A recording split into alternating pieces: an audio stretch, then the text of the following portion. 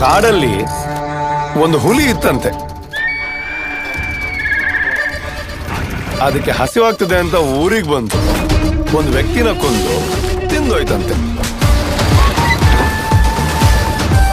ಊರಿನವರಿಗೆ full confusion, ಯಾರು ಕೊಂದದ್ದು ಅಂತ.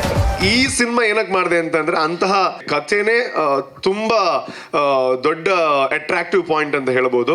ಅದಾದ್ಮೇಲೆ ಚಯನ್ ಶೆಟ್ಟಿ ಅವರ ಕ್ಲಾರಿಟಿ ನನಗೆ ಇಷ್ಟ ಆಯ್ತು. ಅವರು ಇದು ಹೇಳಿದಾಗ ನನಗೆ 1.5 ವರ್ಷ ಹಿಂದೆ ಹೇಳಿದ್ದು, ಆವಾಗಲೇ ಅವ್ರು ನನಗೆ ಸ್ಕೆಚಸ್ ಎಲ್ಲ ತೋರಿಸಿದ್ರು. ಹಿಂಗ್ ಬರುತ್ತೆ, ಇಂಟರ್ವಲ್ ಹಿಂಗ್ ಬರುತ್ತೆ, ಕ್ಲೈಮ್ಯಾಕ್ಸ್ ಈ ವಿಷಯ ಹೇಳಕ್ ಹೊರಟಿದ್ದೀನಿ.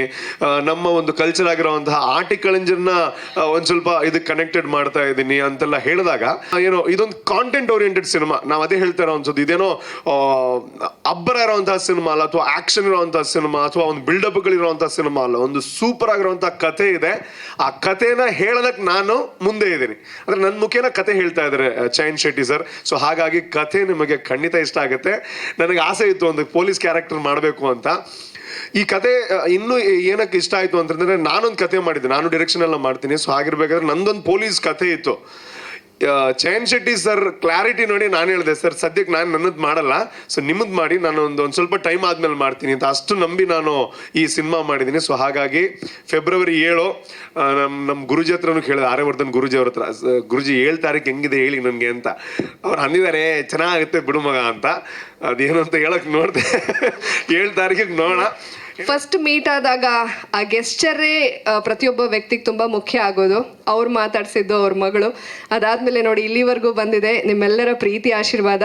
ನನ್ನ ಫ್ರೆಂಡು ಸ್ನೇಹ, ರಾಕೇಶ್, ಆಂಟ್ರಪ್ರೂನರ್, ನವ್ಯ, ಎಂಟೈರ್ ಟೀಮ್ ಇದ್ದೀರಾ. ನಿಮ್ಮೆಲ್ಲರ ಸಪೋರ್ಟಿಗೆ ಥ್ಯಾಂಕ್ ಯು.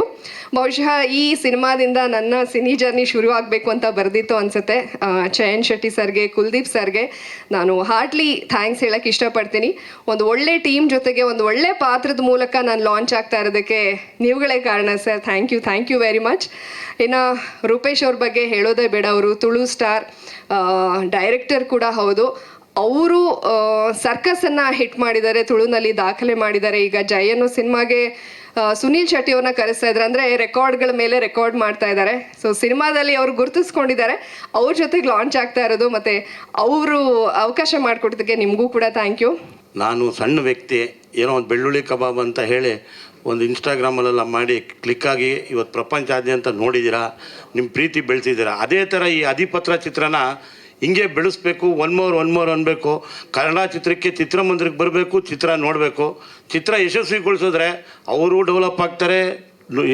ಟೆಕ್ನಿಷಿಯನ್ಸು ಸುಮಾರು ಜನ, ನಾನು ಒಬ್ಬ ಟೆಕ್ನಿಷಿಯನೇ, ಮುಂಚೆ ಸಿನಿಮಾದಲ್ಲಿ ಇದ್ದೆ. ಈಗ ಹೋಟ್ಲ್ ಇಂಡಸ್ಟ್ರಿಗೆ ಬಂದು ಇವತ್ತು ಬೆಳ್ಳುಳ್ಳಿ ಕಬಾಬ್ ಅಂತ ಪ್ರಪಂಚ ನೋಡ್ತಾ ಇದೆ. ಅದೇ ಥರ ಈ ಚಿತ್ರನೂ ನೀವೆಲ್ಲ ನೋಡಿ ಪ್ರೋತ್ಸಾಹ ಕೊಡಬೇಕು. ಪ್ರತಿಯೊಬ್ಬರು ಕನ್ನಡ ಚಿತ್ರನ ಚಿತ್ರಮಂದಿರಕ್ಕೆ ಬರಬೇಕು, ದಯವಿಟ್ಟು ನೋಡಬೇಕು, ಖುಷಿ ಪಡಬೇಕು. ಒನ್ ಮೋರ್ ಥರ ಚಿತ್ರಮಂದಿರಕ್ಕೆ ಬಂದು ಚಟಾಪಟ ಅನ್ಬೇಕು.